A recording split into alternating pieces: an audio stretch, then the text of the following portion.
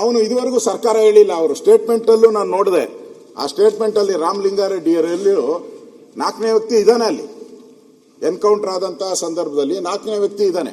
ಆ 4ನೇ ವ್ಯಕ್ತಿ ಬಗ್ಗೆ ಇವರ ಸ್ಟೇಟ್ಮೆಂಟಲ್ಲಿ ಎಲ್ಲೂ ಇಲ್ಲ. ನನ್ನ ಪ್ರಶ್ನೆ ಸರ್ಕಾರಕ್ಕೆ, ಡೌಟ್ ಎಲ್ಲಿ ಬರ್ತಾ ಇದೆ ಜನಗಳಿಗೆ? ರೈತರ ಸಂಘ ಯಾಕೆ ಹೋರಾಟ ಮಾಡ್ತಾ ಇದ್ದಾರೆ? ರೈತರು ಯಾಕೆ ಹೋರಾಟ ಮಾಡ್ತಾ ಇದ್ದಾರೆ? 5,000 ಜನ ಯಾಕೆ ಸೇರ್ಬಿಟ್ರು?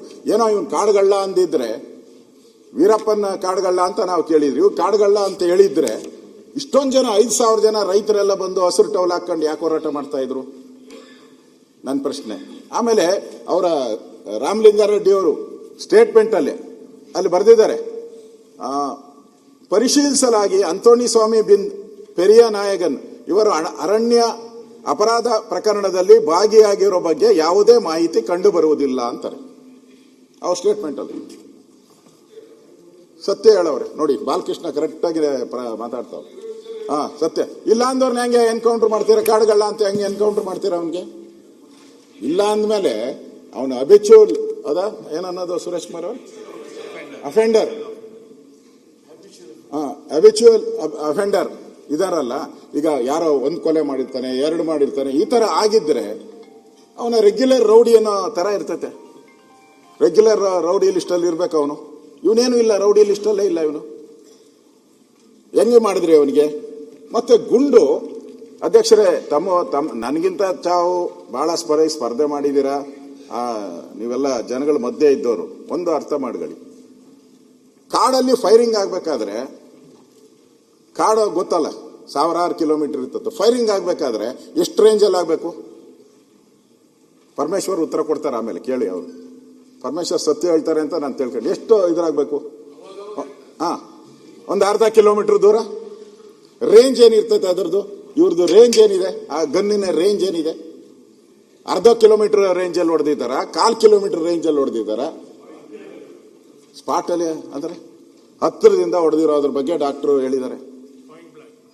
ಪಾಯಿಂಟ್ ಬಹಳ ನಿಯರೆಸ್ಟ್ ಅಲ್ಲಿ ಹೊಡೆದಿರೋದು. ನಿಯರೆಸ್ಟ್ ಅಲ್ಲಿ ಹೊಡಿಬೇಕಾದ್ರೆ ಅದು ಹೆಂಗೆ ಫೈರಿಂಗ್ ಅಂತ ಆಗುತ್ತೆ? ಹೇಳಿ, ನೀವು ಉತ್ತರ ಕೊಡಿ. ನಾನೇನು ಇದಕ್ಕೆ ನಾನು ಕೇಳ್ತಾ ಇರೋದು ನನ್ನ ಸ್ಯಾಟಿಸ್ಫ್ಯಾಕ್ಷನ್ಗಲ್ಲ ನಾನು ಉತ್ತರ ಕೇಳ್ತಾ ಇರೋದು. ಅಲ್ಲಿ ಯಾರು ಇಡೀ ರಾಜ್ಯದ ಜನ ಪ್ರಶ್ನೆಗಳನ್ನು ಕೇಳ್ತಾ ಇದ್ದಾರೆ, ಅಲ್ಲಿ ರೈತರು ಕೇಳ್ತಾ ಇದ್ದಾರೆ, ಅವ್ರ ಪ್ರಶ್ನೆ. ನೀವು ಆಯ್ತಪ್ಪ, ಅವನು ಆತ್ಮರಕ್ಷಣೆಗೆ, ರಾಮಲಿಂಗಾರೆಡ್ಡಿ ಅವರು ಆತ್ಮರಕ್ಷಣೆಗೆ ಮಾಡುವಂತ ಕಾನೂನು ಅಧಿಕಾರ ಇದೆ ನಮಗೆ ಅಂತ ಹೇಳಿ, ಯಾರಿಲ್ಲ ಅಂತ ಹೇಳಿದ್ರು. ಪೊಲೀಸರಿಗೆ ಆತ್ಮರಕ್ಷಣೆ ಮಾಡೋ ಅಧಿಕಾರ ಇದ್ದೇ ಇರ್ತತೆ, ಜನಗಳಿಗೂ ಹಂಗೆ ರಕ್ಷಣೆ ಮಾಡುವಂತ ಅಧಿಕಾರ ಜನಗಳಿಗೂ ಇದೆ ಸ್ವಾಮಿ. ಜನರ ಪ್ರಾಣನ ಹಂಗೆ ತೆಗಿಯಕ್ಕಾಗಲ್ಲ, ನೀವು ಸುಮ್ನೆ ತೆಗಿಯಕ್ಕಾಗಲ್ಲ.